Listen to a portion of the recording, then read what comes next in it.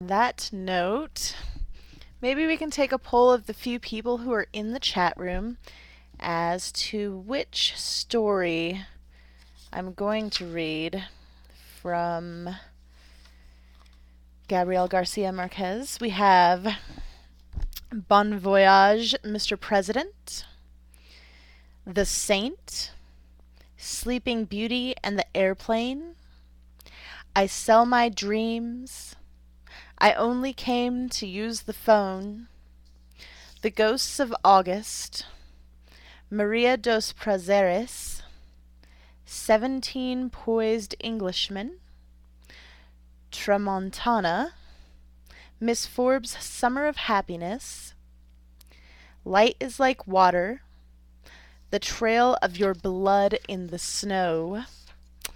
Those are our choices for this evening. So, do I need to repeat them? Can everyone just type in the chat which one sounds like the one they'd like me to start with? And we'll get started.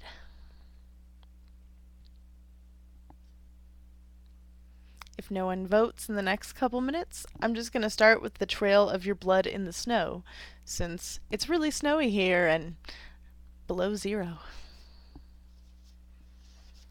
Anyone, anyone, anyone? Come on now. That's where I was headed, Insurgent. Anyone have any objections to us starting with The Trail of Your Blood in the Snow?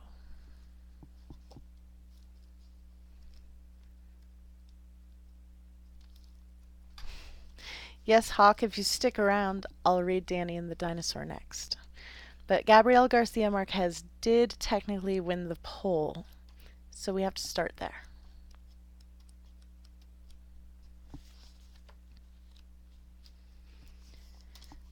All right.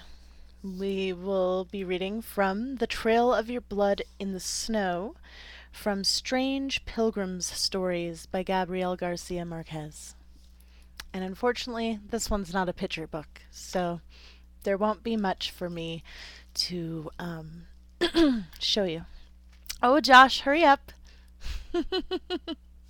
Read Light is Like Water. Oh, is that the one that you said was the favorite that I should read?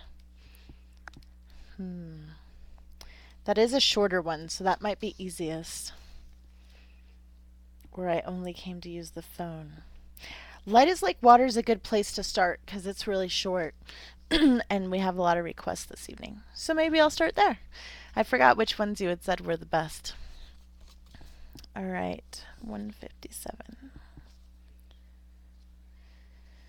We will start with Light is Like Water. Sorry about the mishaps there. All right. Light is Like Water by Gabriel Garcia Marquez, Strange Pilgrim Stories. Thanks to the local library for helping us find all the books everyone requests. At Christmas, the boys asked again for a rowboat. Okay, said their papa, we'll buy it when we get back to Cartagena. Toto, who was 9 years old, and Joel, who was 7, were more determined than their parents believed. No, they said in chorus, we need it here and now. To begin with, said Mother, the only navigatable water here is what comes out of the shower. She and her husband were both right. Their house in Cartagena de Indias had a yard with a dock on the bay and a shed that could hold 2 large yachts. Here in Madrid, on the other hand, they were crowded into a 5th-floor apartment at 47 Paseo de la Castellana. But in the end, neither of them could refuse, because they had promised the children a rowboat complete with sextant and compass if they won their class prizes in elementary school. And they had. And so their papa bought everything and said nothing to his wife, who was more reluctant than he to pay gambling debts. It was a beautiful aluminum boat with a gold stripe at the waterline. "The boat's in the garage," their papa announced at lunch. "The problem is, there's no way to bring it up in the elevator or by the stairs, and there's no more space available in the garage." On the following Saturday afternoon, however, the boys invited their classmates to help bring the boat up the stairs, and they managed to carry it as far as the maid's room. "Congratulations," said their papa. "Now what?" "Now nothing," said the boys. "All we wanted was to have the boat in the room, and now it's there." On Wednesday night, as they did every Wednesday, the parents went to the movies. The boys, lords and masters of the house, closed the doors and windows, and broke the glowing bulb in one of the living-room lamps. A jet of golden light as cool as water began to pour out of the broken bulb, and they let it run to a depth of almost 3 feet. Then they turned off the electricity, took out the rowboat, and navigated at will among the islands in the house. This fabulous adventure was the result of a frivolous remark I made while taking part in a seminar on the poetry of household objects. Toto asked me why the light went on with just the touch of a switch, and I did not have the courage to think about it twice. "Light is like water," I answered. "You turn the tap, and it comes out." And so they continued sailing every Wednesday night, learning how to use the sextant and compass until their parents came home from the movies and found them sleeping like angels on dry land. Months later, longing to go farther, they asked for complete skin diving outfits, masks, fins, tanks, and compressed air rifles. "It's bad enough you've put a rowboat you can't use in the maid's room," said their father. "To make it even worse, now you want diving equipment, too?"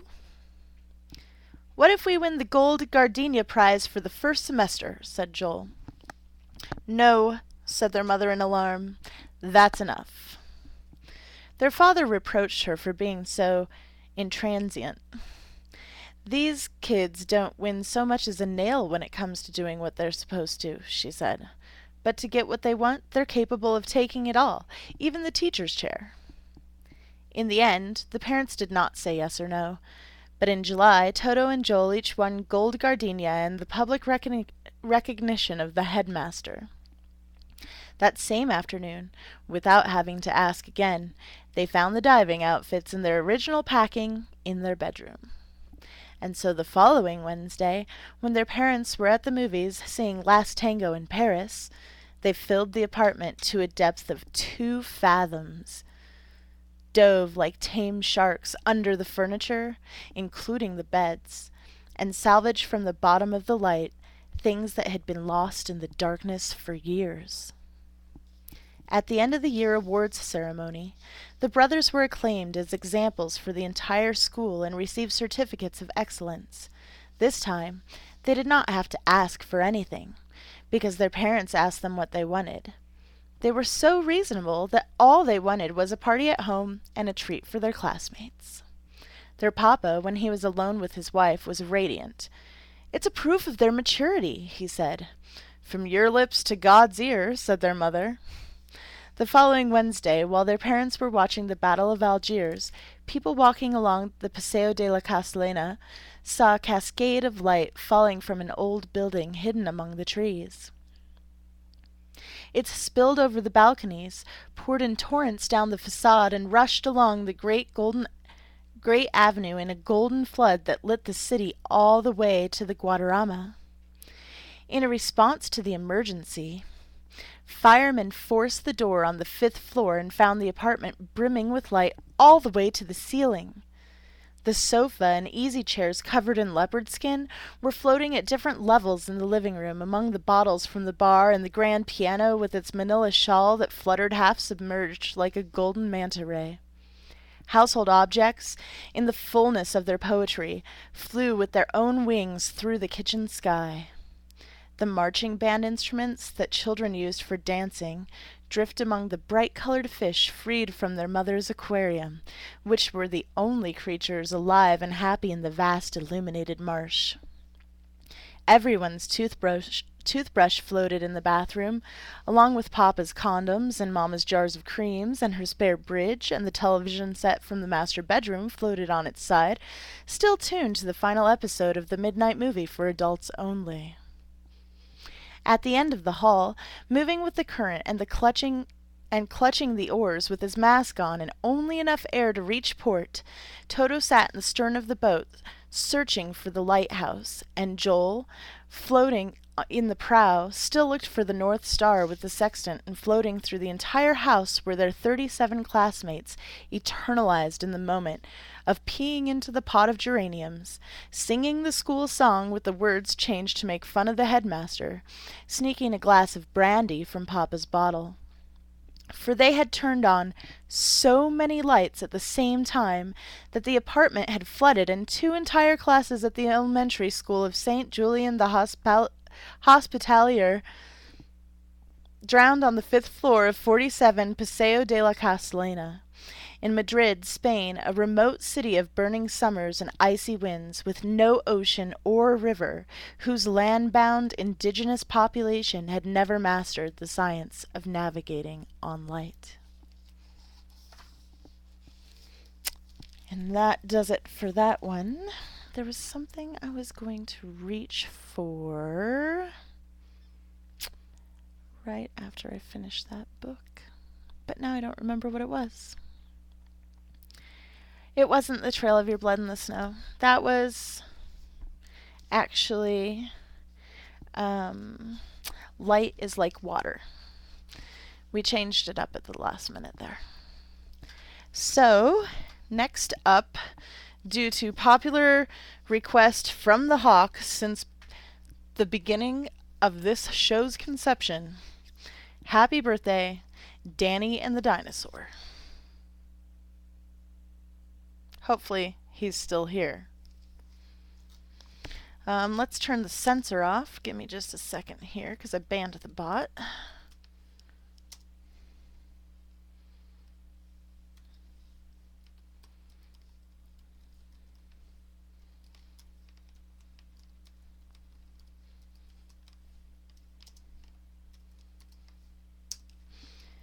And so that should work. Can I get a censor check? Can someone curse in the chat room for me? And spell it correctly? Alright, good, fixed. And I have a script running that the bot shouldn't be able to turn it back on. Alright, so we're going to do Happy Birthday, Danny and the Dinosaur. Should only take a few minutes, and then we can get on to some other requests. Happy Birthday, Danny and the Dinosaur. Story and pictures by Sid Hoff. For Bonnie. Danny was in a hurry. He had to see his friend, the dinosaur.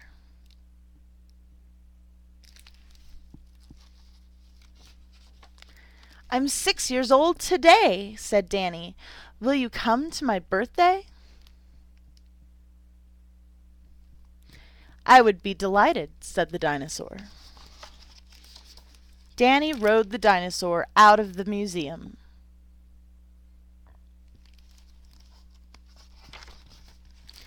On the way, they picked up Danny's friends.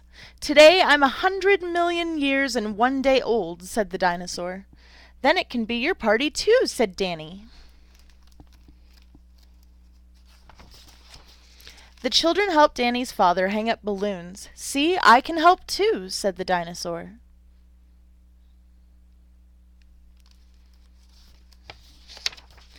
Danny's mother gave out party hats. How do I look? Asked the dinosaur. Chef, be thinking of what part of Charlie and the Chocolate Factory you'd like me to start on next. We would like to sing a song, said a girl and a boy. They sang, and everybody clapped their hands.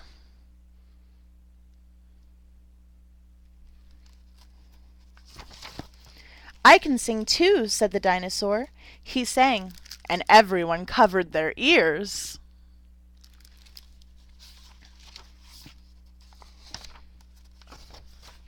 Let's play pin the tail on the donkey, said Danny. The dinosaur pinned the tail on himself.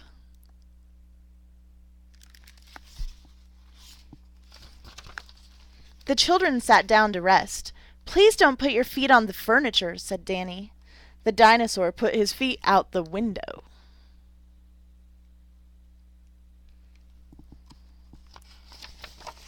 Danny's mother and father gave each child a dish of ice cream.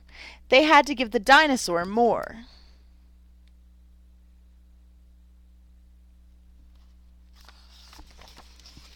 "Here comes the birthday cake," said the children. They counted the candles.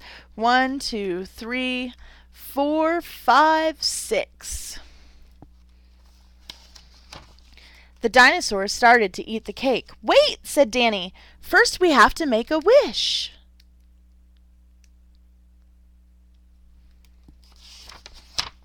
"I wish we can all be together again next year," said Danny. "I wish the same thing," said the dinosaur. They blew out the candles. "Happy birthday to you," everyone sang.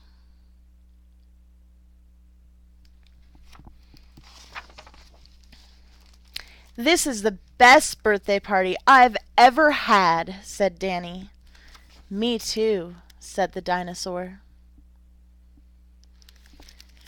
Now, I apologize that wasn't the original Danny and the Dinosaur, but because it is so popular, it seems to have been stolen from the library.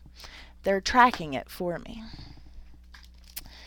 Alright, so we have covered something from the poll, something for the hawk, which he's been requesting for a while, and I'm looking forward to you being in town.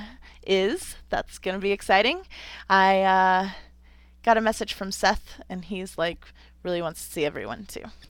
So I haven't coordinated what days I'll be there, but I'll have to leave like the day after Christmas. I should be there for maybe almost a week. We'll figure it out.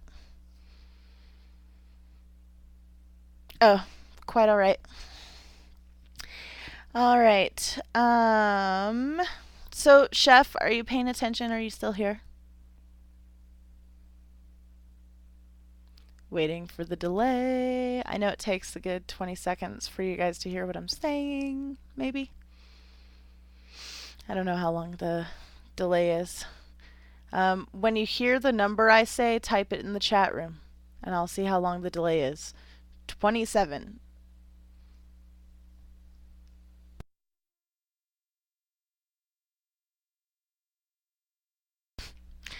Okay, like 7 seconds. That's not awful.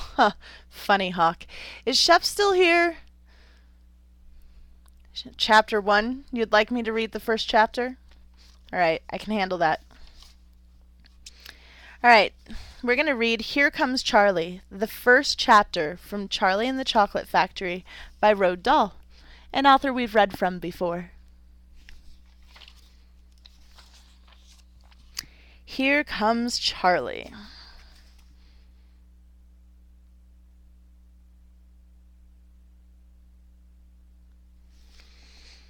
These two very old people are the father and mother of Mr. Bucket. Their names are Grandpa Joe and Grandma Josephine. And these two very old people are the father and mother of Mrs. Bucket. Their names are Grandpa George and Grandma Georgina.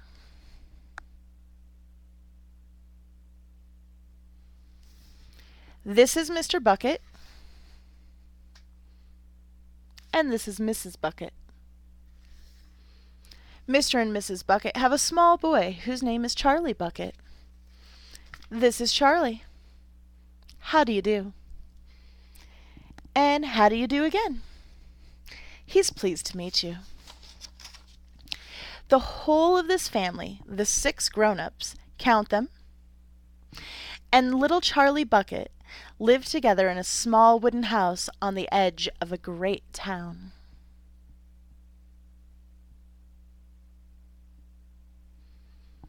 The house wasn't nearly large enough for so many people, and life was extremely uncomfortable for them all. There were only 2 rooms in the place altogether, and there was only 1 bed. The bed was given to the 4 old grandparents because they were so old and tired. They were so tired, they never got out of it. Grandpa Joe and Grandma Josephine on this side, Grandpa George and Grandma Georgina on this side. Mr. and Mrs. Bucket and little Charlie Bucket slept in the other room upon mattresses on the floor. In the summer-time, this wasn't too bad, but in the winter freezing cold drafts blew across the floor all night long, and it was awful. There wasn't any question of them being able to buy a better house, or even one more bed to sleep in. They were far too poor for that. Mr. Bucket was the only person in the family with a job. He worked in a toothpaste factory, where he sat all day long at a bench and screwed little caps onto the tops of the tubes of toothpaste after the tubes had been filled. But a toothpaste cap screwer is never paid very much money, and poor Mr. Bucket, however hard he worked, and however fast he screwed on caps, was never able to make enough money to buy 1/2 of the things that so large a family needed. There wasn't even enough money to buy proper food for them all. The only meals they could afford were bread and margarine for breakfast, boiled potatoes and cabbage for lunch, and cabbage soup for supper. Sundays were a bit better. They had all looked forward to Sundays because then, although they had exactly the same, everyone was allowed a second helping.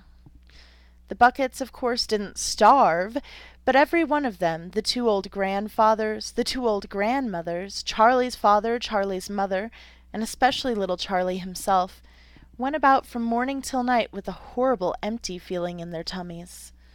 Charlie felt it worst of all, and although his father and mother often went without their own share of lunch or supper so that they could give it to him, it still wasn't nearly enough for a growing boy. He desperately wanted something more filling and satisfying than cabbage and cabbage soup. The one thing he longed for, more than anything else, was chocolate.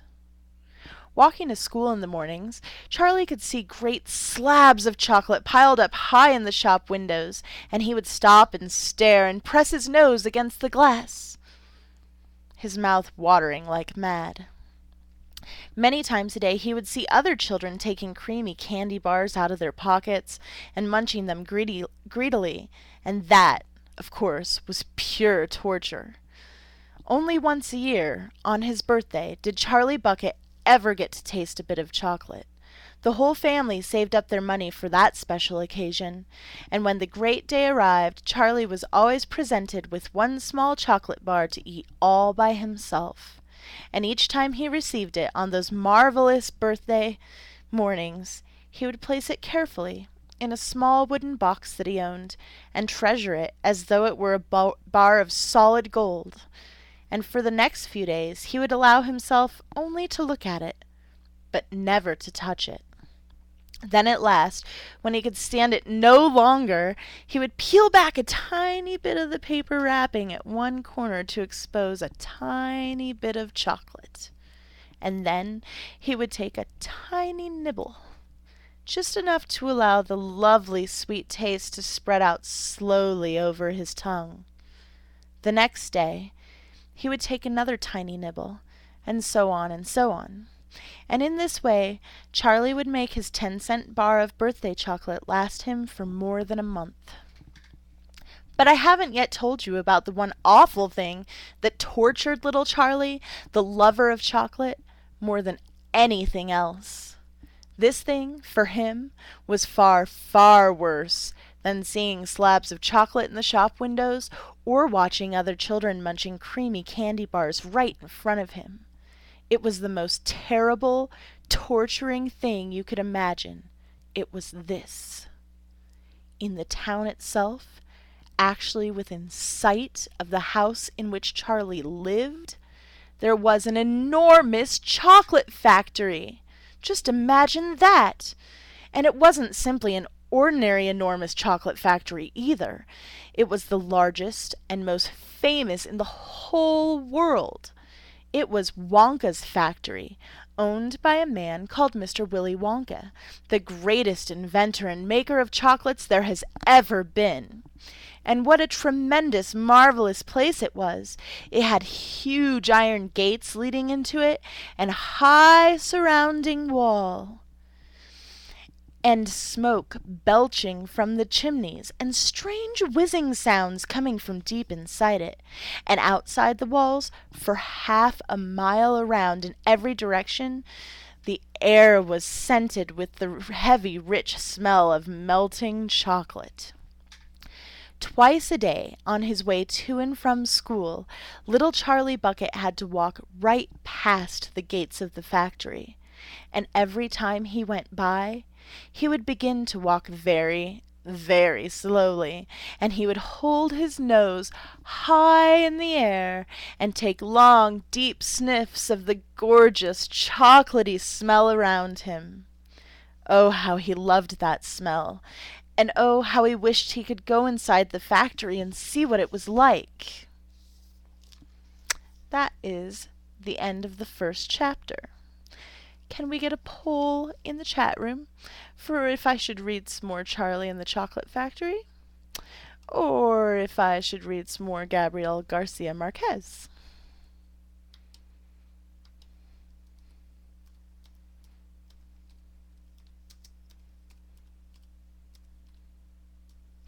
Or we have some more Edward Gorey? Or we have some Shel Silverstein?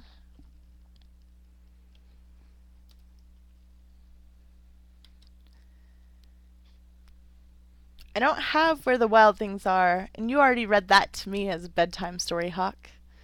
I don't believe I have Finnegan's Wake. I'm gonna post a quick one. Let's see.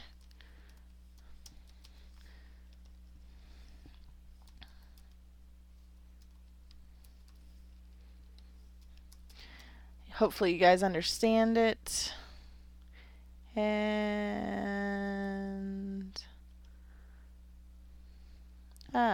where'd it go?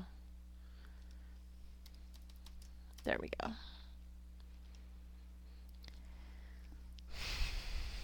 I don't have my book, The Fireman 17 Story by Saraxa. I haven't yet received my copy in stone. Bye, Jimmy Mac. Thanks for coming. So I put up a poll on the stream. It should be, right here or right here. Click the button and vote.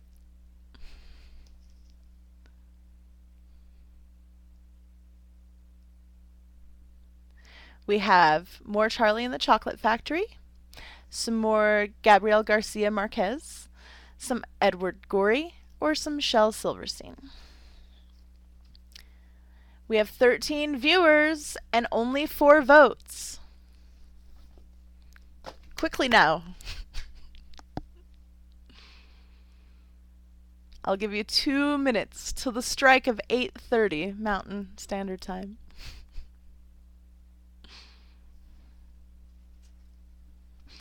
And for those of you who are familiar with thisisdeadair.tv, Lisa May hosts it.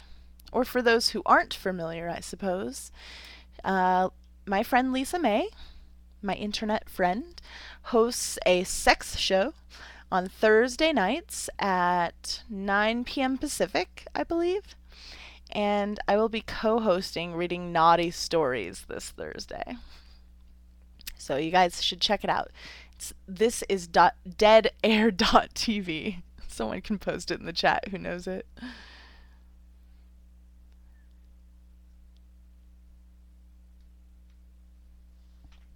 I'm not sure. She's sending me some pages to read, so. Yeah, I've seen that you've been saying that a lot lately. That's funny.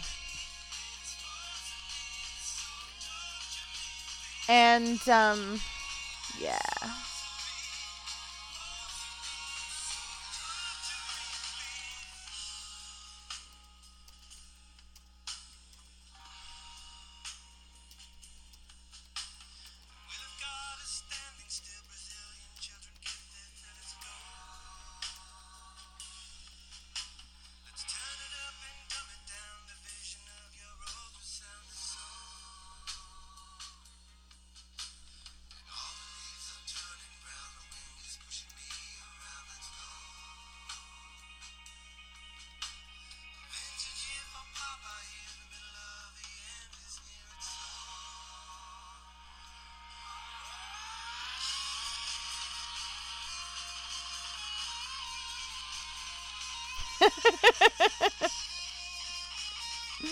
Yes, we do need a tiebreaker vote. And you better hurry, because it's time. Oh, that doesn't break any ties. Come on now, people.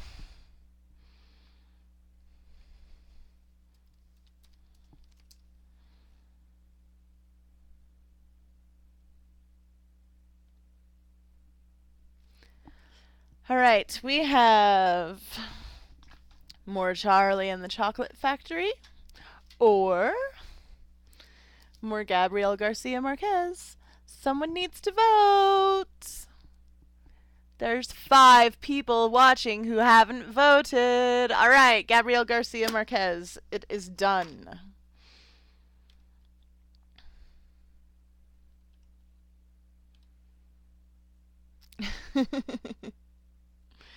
All right, Pen Disciples, since. Okay, never mind. You just answered my question. Excuse me a moment. All right, I will be reading I Only Came to Use the Phone by Gabriel Garcia Marquez in Strange Pilgrim's 12 Stories. As soon as I find the page. And next week I may be out of town, but if I am out of town, I should still be able to continue on with the show. And next week I will most definitely be reading The Haunted Tea Cozy, a dispirited and distasteful diversion for Christmas by Edward Gorey, as well as possibly some other selections, because that probably won't take up the whole hour. So, here we go. There's no widescreen sports here. You have to go to Soroxa.tv for that. All right. I only came to use the phone. One rainy spring afternoon, while Maria de la Luz Cervantes was driving alone back to Barcelona, her rented car broke down in the Monegros desert. Excuse me. I haven't taken Spanish in probably about 20 years. She was 27 years old, a thoughtful, pretty Mexican who had enjoyed a certain fame as a music hall performer a few years earlier. She was married to a cabaret magician whom she was to meet later that day after visiting some relatives in Zaragoza.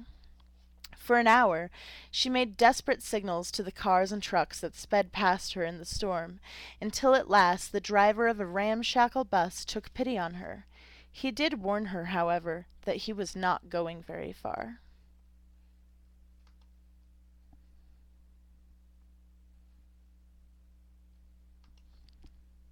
"It doesn't matter," said Maria. "All I need is a telephone." That was true, and she needed it only to let her husband know that she would not be home before 7. Wearing a student's coat and beach shoes in April, she looked like a bedraggled little bird, and she was so distraught after her mishap that she forgot to take the car keys. A woman with a military air was sitting next to the driver, and she gave Maria a towel and blanket and made room for her on the seat.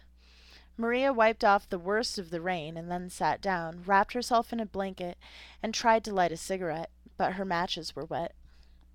The woman sharing the seat gave her a light and asked for one of the few cigarettes that were still dry. While they smoked, Maria gave in to a desire to vent her feelings and raised her voice over the noise of the rain and the clatter of the bus. The woman interrupted her by placing a forefinger to her lips. "They're asleep," she whispered. Maria looked over her shoulder and saw that the bus was full of women of uncertain ages and varying conditions who were sleeping in blankets just like hers. Their serenity was contagious, and Maria curled up in her seat and succumbed to the sound of the rain. When she awoke, it was dark and the storm had dissolved into an icy drizzle. She had no idea how long she had slept or what place in the world they had come to. Her neighbor looked watchful. "Where are we?" Maria asked. "We've arrived," said the woman. The bus was entering the cobbled courtyard of an enormous, gloomy building that seemed to be an old convent in a forest of colossal trees. The passengers, just visible in the dim light of a lamp in the courtyard, sat motionless until the woman with the military air ordered them out of the bus with the kind of primitive directions used in nursery school. They were all older women, and their movements were so lethargic in the half-light of the courtyard that they looked like images in a dream. Maria, the last to climb down, thought they were nuns. She was less certain when she saw several women in uniform who received them at the door of the bus, pulled the blankets over their heads to keep them dry, and lined them up single file, directing them not by speaking, peremptory clapping. Maria said good-bye and tried to give the blanket to the woman whose seat she had shared, but the woman told her to use it to cover her head while she crossed the courtyard and then return it at the porter's office. "Is there a telephone?" Maria asked. "Of course," said the woman. "They'll show you where it is." She asked for another cigarette, and Maria gave her the rest of the damp pack. "They'll dry on the way," she said. The woman waved good-bye from the running board and called "Good luck" in a voice that was almost a shout. The bus pulled away without giving her time to say anything else. Maria started running toward the doorway of the building. A matron tried to stop her with an energetic clap of hands, but had to resort to an imperious shout. "Stop, I said!" Maria looked out from under the blanket and saw a pair of icy eyes and an inescapable forefinger pointing at her into the line. She obeyed. Once inside the vestibule, she separated from the group and asked the porter where the telephone was. One of the matrons returned her to the line with the little pats on the shoulder while she said in a saccharine voice, "This way, beautiful, the telephone's this way." Maria walked with the other women down a dim corridor until they came to a communal dormitory where the matrons collected the blankets and began to assign beds. Another matron, who seemed more humane and of higher rank to Maria, walked down the line comparing a list of names with those written on cardboard tags stitched to the bodices of the new arrivals. When she reached Maria, she was surprised to see that she was not wearing her identification. "I only came to use the phone," Maria told her. She explained with great urgency that her car had broken down on the highway. Her husband, who performed magic tricks at parties, was waiting for her in Barcelona because they had 3 engagements before midnight, and she wanted to let him know she would not be there in time to go with him. It was almost 7 o'clock. He had to leave home in 10 minutes, and she was afraid he would cancel everything because she was late. The matron appeared to listen to her with attention. "What's your name?" she asked. Maria said her name with a sigh of relief, but the woman did not find it after going over the list several times. With some alarm, she questioned another matron, who had nothing to say and shrugged her shoulders. "But I only came to use the phone," said Maria. "Sure, honey," the supervisor told her, escorting her to her bed with a sweetness that was too patent to be real. "If you're good, you can call anybody you want, but not now. Tomorrow." Then something clicked in Maria's mind, and she understood why the women on the bus moved as if they were on the bottom of an aquarium. They were, in fact, sedated with tranquilizers, and that dark palace with the thick stone walls and frozen stairways was really a hospital for female mental patients. She raced out of the dormitory in dismay, but before she could reach the main door, a gigantic matron wearing mechanic's coveralls stopped her with a blow of her huge hand and held her immobile on the floor in an arm lock. Maria, paralyzed with terror, looked at her sideways. "For the love of God," she said, "I swear by my dead mother I only came to use the phone." Just one glance at her face was enough for Maria to know that no amount of pleading would move that maniac in coveralls who was called Herculina because of her uncommon strength. She was in charge of difficult cases, and 2 inmates had been strangled to death by her polar bear arm, skilled in the art of killing by mistake. It was established that the first case had been an accident. The second proved less clear, and Herculina was admonished and warned that the next time she would be subjected to thorough investigation. The accepted story was that this black sheep of a fine old family had a dubious history of suspicious accidents in various mental hospitals throughout Spain. They had to inject Maria with a sedative to make her sleep the first night. When a longing to smoke roused her before dawn, she was tied to the metal bars of the bed by her wrists and ankles. She shouted, but no one came.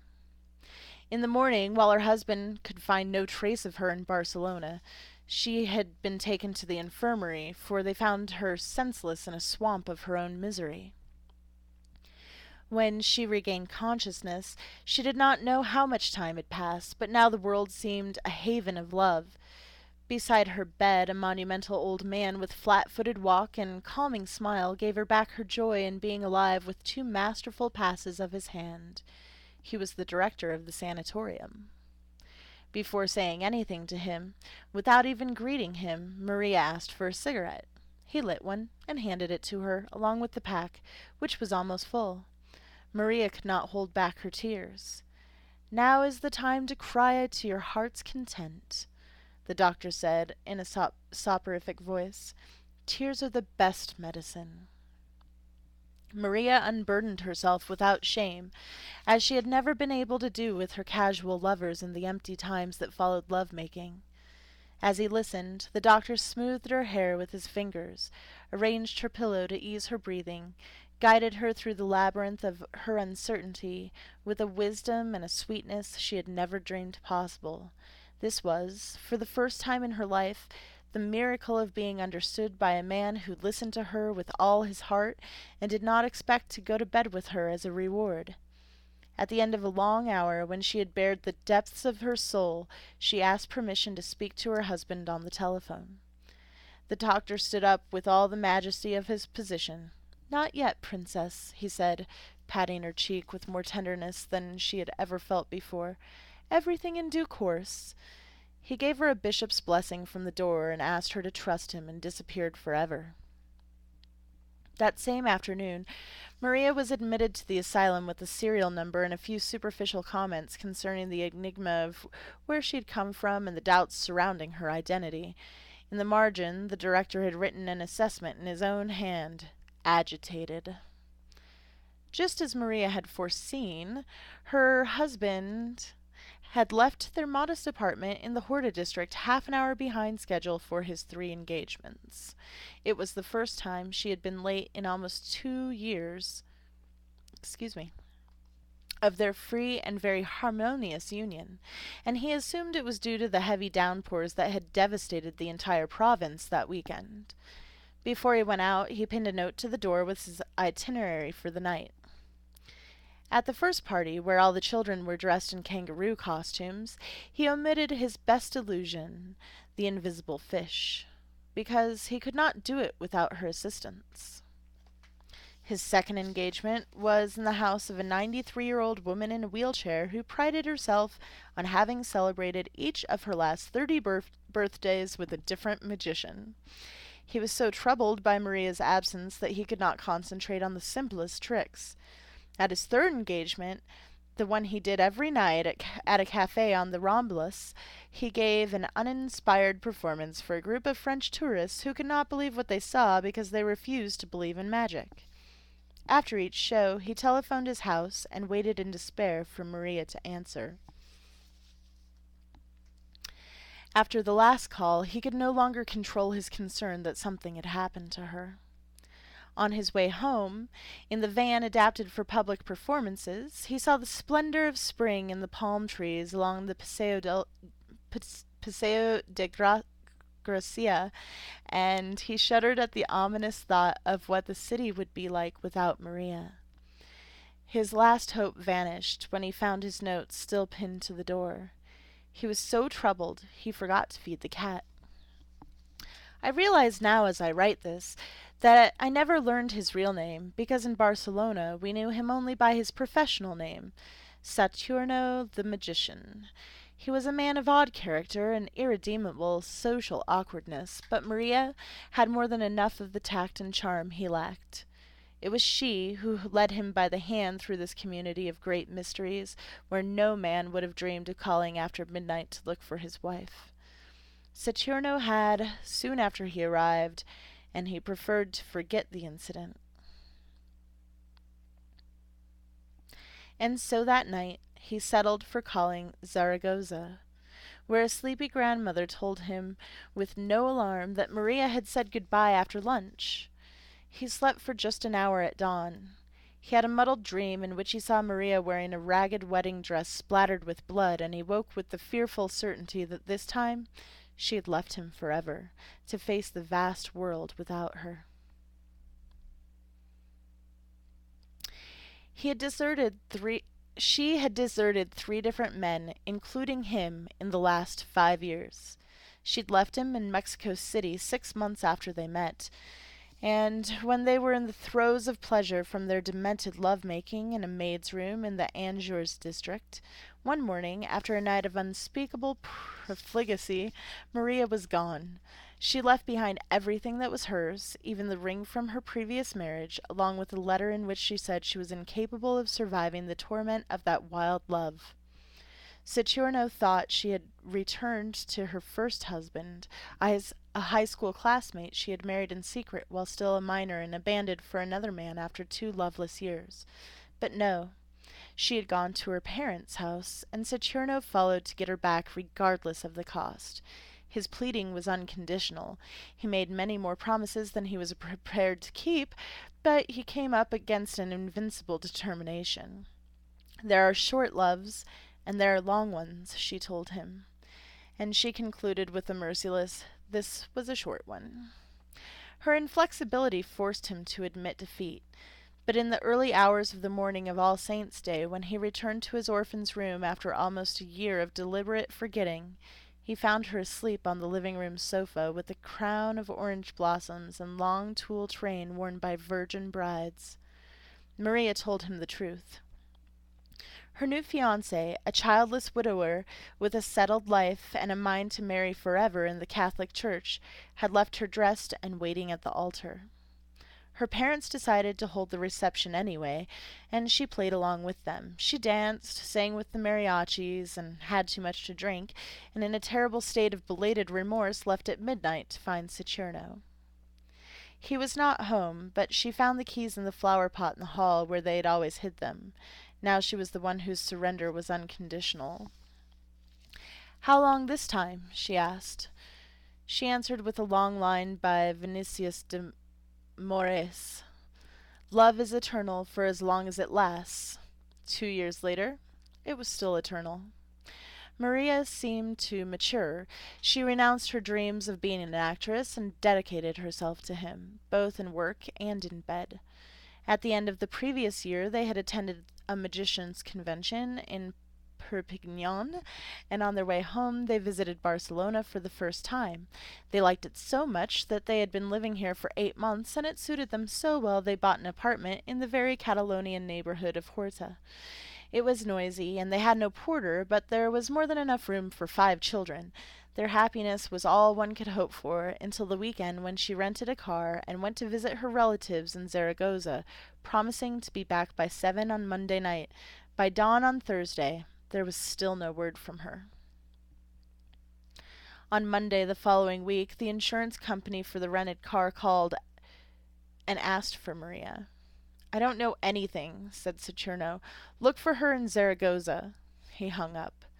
A week later a police officer came to the house to report that the car had been found, stripped bare on a back road to Cadiz, 900 kilometers from the spot where Maria had abandoned it. The officer wanted to know if she had further details regarding the theft. Saturno was feeding the cat, and he did not look up when he told him straight out that the police shouldn't waste their time because his wife had left him, and he didn't know where she had gone or with whom. His conviction was so great that the officer felt uncomfortable and apologized for his questions. They declared the case closed. The suspicion that Maria might leave him again had assailed Saturno at Easter in Cadac, where Rosa Regas had invited them to go sailing. In the Maritime, the crowded, sordid bar of the Gauche Divine, during the twilight of Françoisism, 20 of us were squeezed together around one of those wrought iron tables that had a room only for 6. After she smoked her second pack of cigarettes of the day, Maria ran out of matches. A thin, downy arm wearing a Roman bronze bracelet made its way through the noisy crowd at the table and gave her a light. She said thank you without looking at the person she was thanking, but Saturno the magician saw him. A bony, clean-shaven adolescent as pale as death, with a very black ponytail that hung down to his waist. The window panes in the bar just managed to withstand the fury of the spring tramontana wind, but he wore a kind of street pajama that made of raw cotton and a pair of farmer's sandals. They did not see him again until late autumn in a seafood bar in La Barceloneta, wearing the same plain cotton outfit and a long braid instead of the ponytail. He greeted them both as if they were old friends, and the way he kissed Maria, and the way she kissed him back, struck Saturno with the suspicion that they had been seeing each other in secret. Days later, he happened to come across a new name and phone number that Maria had written in their household address book, and the unmerciful lucidity of jealousy revealed to him whose they were. The intruder's background was the final proof. He was 22 years old, the only child of a wealthy family, and a decorator of fashionable shop windows, with a casual reputation as a bisexual and a well-founded notoriety as paid comforter of married women. But Saturno managed to restrain himself until the night Maria did not come home. Then he began calling him every day, from 6 in the morning until just before the following dawn, every 2 or 3 hours at first, and then whenever he was near a telephone. The fact that no one answered intensified Saturno's martyrdom. On the 4th day, an Andalusian woman who was there just to clean picked up the phone. "The gentleman's gone away," she said, with enough vagueness to drive him mad. Saturno did not resist the temptation of asking if Senorita Maria was by any chance in. "Nobody named Maria lives here," the woman told him. "The gentleman is a bachelor." "I know," he said. "She doesn't live there, but sometimes she visits, right?" The woman became annoyed. Who the hell is this, anyway? Saturno hung up. The woman's denial seemed one more confirmation of what for him was no longer a suspicion, but a burning certainty. He lost control. In the days that followed, he called everyone he knew in Barcelona in alphabetical order. No one could tell him anything, but each call deepened his misery because his jealous frenzies had become famous among the unrepentant night owls of the Gauche Divine, and they responded with any kind of joke that would make him suffer. Only then did he realize how alone he was in that beautiful, lunatic, impenetrable city where he would never be happy. At dawn, after he fed the cat, he hardened his heart to keep from dying and resolved to forget Maria. After 2 months, Maria had not yet adjusted to life in the sanatorium. She survived by just picking at the prison rations with flatware chained to a long table of unfinished wood, her eyes fixed on the lithograph of General Francisco Franco that presided over the gloomy medieval dining room. At first, she resisted the canonical hours with their mindless routine of matins, lauds, vespers, as well as the other church services that took up most of the time. She refused to play ball in the recreation yard or to make artificial flowers in the workshop that a group of inmates attended with frenetic diligence. But after the 3rd week, she began, little by little, to join in the life of the cloister. "After all," said the doctors, "every one of them started out the same way, and sooner or later they became integrated into the community." The lack of cigarettes, resolved in the first few days by a matron who sold them for the price of gold, returned to torment her again when she had spent the little money she had with her. Then she shook the comfort in the newspaper cigarettes She took comfort in the newspaper cigarettes that some inmates made with the butts they picked out of the trash, for her obsessive desire to smoke had become as intense as her fixation on the telephone. Later on, the few pesetas she earned making artificial flowers allowed her an ephemeral I can't read anymore. Ephemeral consolation.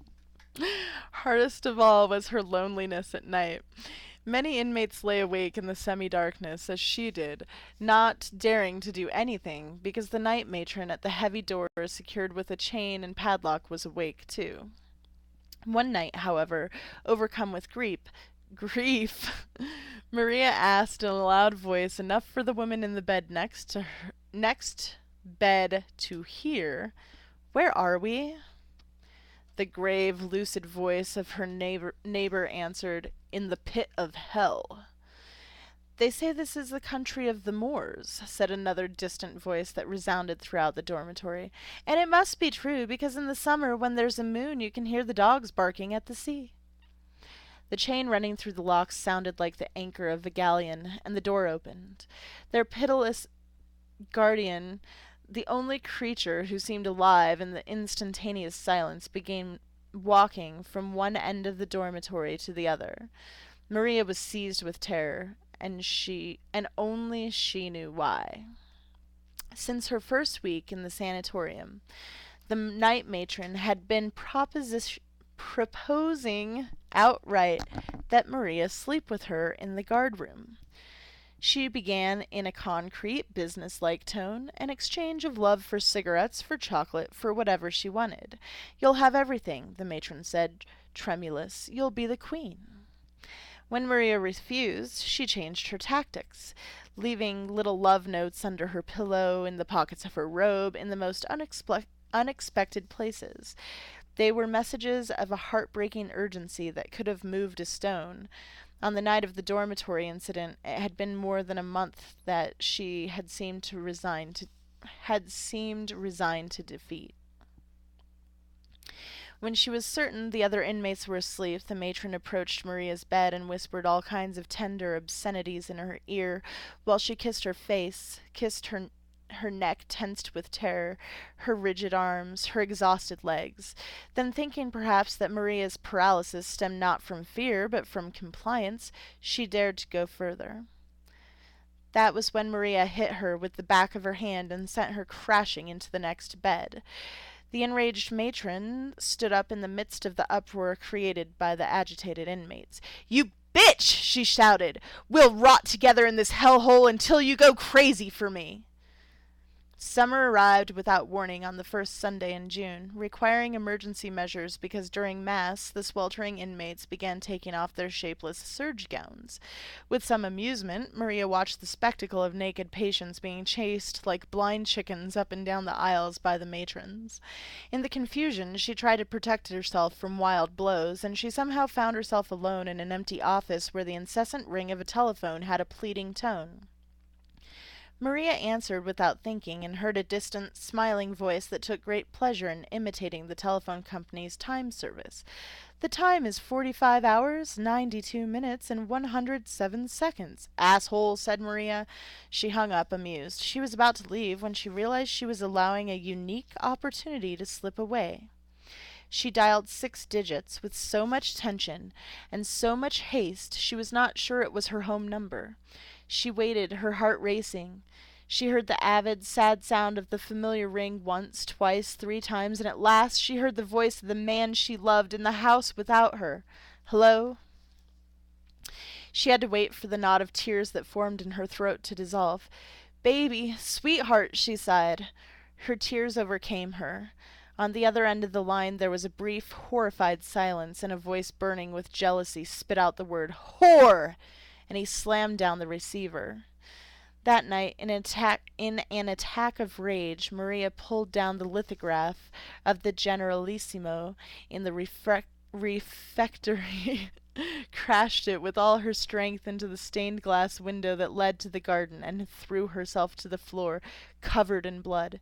She still had enough fury left to resist the blows of the matrons, who tried, with no success, to restrain her, until she saw Herculina standing in the doorway with her arms folded, staring at her. Maria never gave up. Nevertheless, they dragged her to the ward for violent patients, subdued her with a hose spurting icy water, and injected turpentine into her legs. The swelling that resulted prevented her from walking, and Maria realized there was nothing in the world she would not do to escape that hell. The following week, when she was back in the dormitory, she tiptoed to the night matron's room and knocked at the door.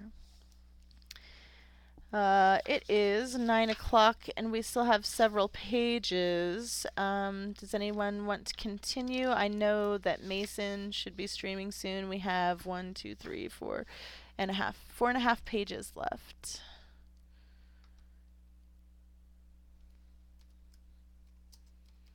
What does everyone think? If you guys will stick around, I'll keep reading the last few pages.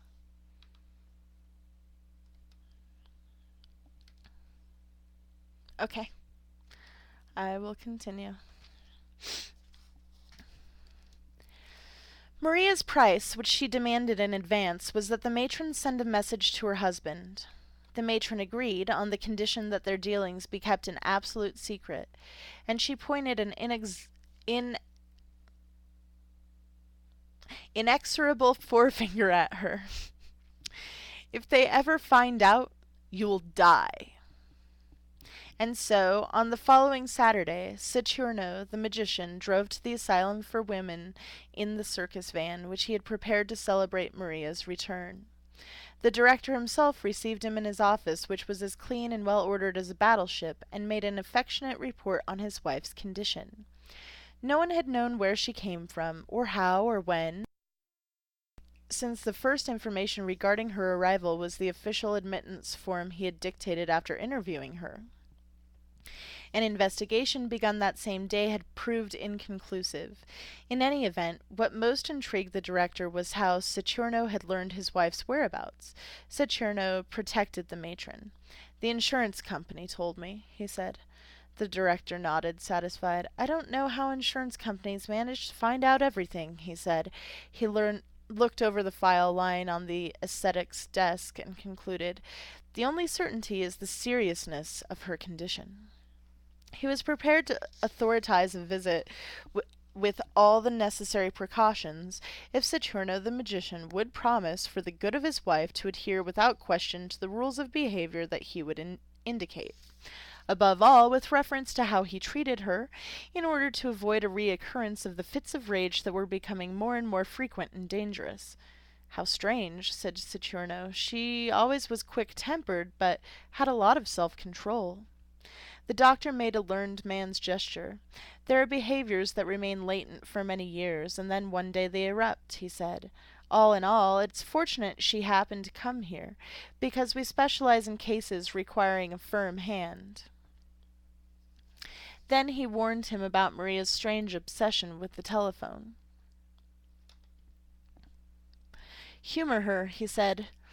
"Don't worry, doctor," Saturno said with a cheerful air. "That's my specialty."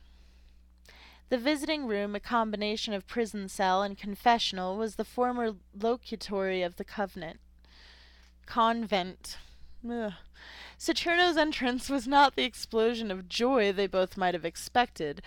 Maria stood in the middle of the room, next to a small table with 2 chairs and a vase of empty flowers. It was obvious she was ready to leave, with her lamentable strawberry-colored coat and a pair of disreputable shoes given to her out of charity. Herculina stood in a corner, almost invisible, her arms folded. Maria did not move when she saw her husband come in, and her face, still marked by the shattered window-glass, showed no emotion. They exchanged routine kisses. "How do you feel?" he asked her. "Happy you're here at last, baby," she said. "This has been death."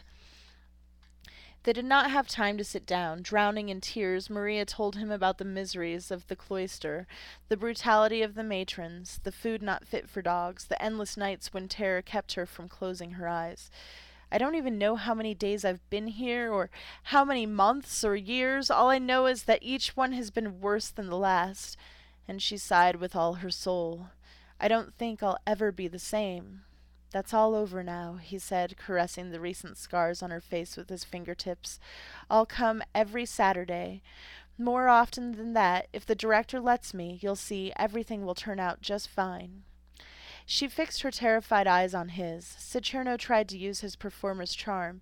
He told her, in the puerile tone of all great lies, a sweetened version of the doctor's prognosis. "It means," he concluded, "that you still need a few more days to make a complete recovery." Maria understood the truth. "For God's sakes, baby," she said, stunned. "Don't tell me you think I'm crazy too." "The things you think of," he said, trying to laugh. "But it really will be much better for everybody if you stay here a while, under better conditions, of course." "But I've already told you I only came to use the phone," said Maria. He did not know how to react to her dreadful obsession. He looked at Herculina. She took advantage of the opportunity to point at her wristwatch as a sign that it was time to end the visit. Maria intercepted the signal, glanced behind her, and saw Herculina tensing for an imminent attack. Then she clung to her husband's neck, screaming like a real madwoman. He freed himself with as much love as he could muster, and left her to the mercies of Herculina, who jumped her from behind. Without giving Maria time to react, she applied an arm lock with her left hand, put her other iron arm around her throat, and shouted at Saturno the magician, "Leave!" Saturno fled in terror. But on the following Saturday, when he had recovered from the shock of the visit, he returned to the sanatorium with a cat, which he had dressed in an outfit identical to his, the red and yellow tights of the great Leotardo, a top hat, and a swirling cape that seemed made for flying. He drove the circus van into the courtyard of the cloister, and there he put on a prodigious I can't speak anymore show lasting almost 3 hours, which the inmates enjoyed from the balconies with discordant shouts and inopportune applause. They were all there except Maria, who not only refused to receive her husband, but would not even watch him from the balconies. Saturno felt wounded to the quick. "It is a typical reaction," the director consoled him. "It will pass." But it never passed. After attempting many times to see Maria again, Saturno did all he could to have her accept a letter from him, but to no avail. She returned it 4 times, unopened, and with no comments. Saturno gave up, but continued leaving a supply of cigarettes at the porter's office without ever finding out if they reached Maria, until at last reality defeated him. No one heard any more about him, except that he married again and returned to his own country. Before leaving Barcelona, he gave the half-starved cat to a casual girlfriend, who also promised to take cigarettes to Maria, but she disappeared too. Rosa Regas remembered seeing her in the Corte Inglés department store about 12 years ago, with the shaved head and orange robes of some Oriental sect, and very pregnant. She told Rosa she had taken cigarettes to Maria as often as she could, and settled some unforeseen emergencies for her, until one day she found only the ruins of the hospital, which had been demolished like a bad memory of those wretched times. Maria seemed very lucid on her last visit, a little overweight, and content with the peace of the cloister. That was the day she also brought Maria the cat, because she had spent all the money that Saturno had given her for its food. And that is all. And we're only 8 minutes over time. So